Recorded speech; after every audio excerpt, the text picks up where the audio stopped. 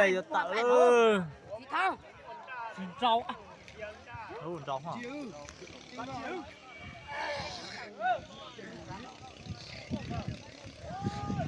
Chưa. Ôi.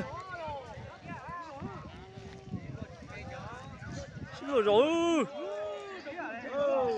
Tung cá bá. Tung. Dạ, cá bá lá muốn nhủ vào. Đồ ơi.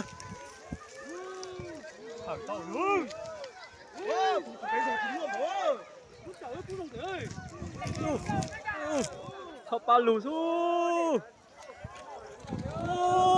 Nó đi chơi mà. Nó tiểu, họ trò có tiểu.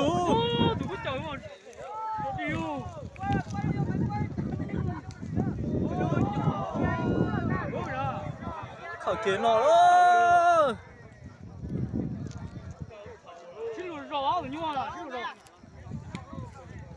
Sai nữa.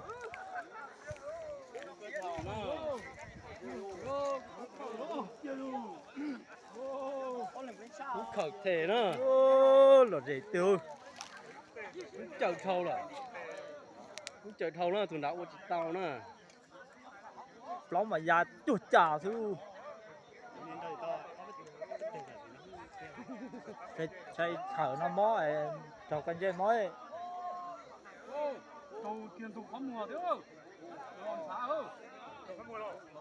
Tròn tù á, tròn tù á.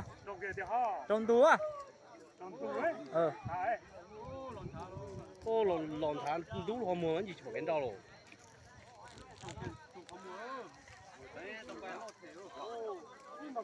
Sai rồi. Chia là chia. Chứ phải, chia. Tại đây rồi. Tao lừa. Tao không lừa. Ô.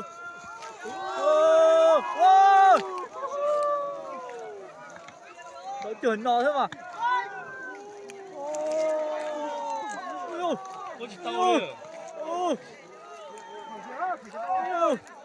Phải tao nó nữa đó, muốn trông mà chỉ bỏ kia đó, không gì nữa. Lê mà sẽ tể ra tẩy ơi. Ô, chối tệ.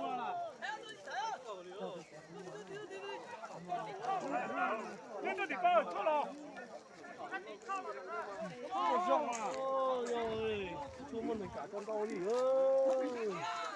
Hai nhung mẹ đó là chỉ mà cú mà chỉ hai đứa thòng ở bắp mùa đó nè. Đi ơi!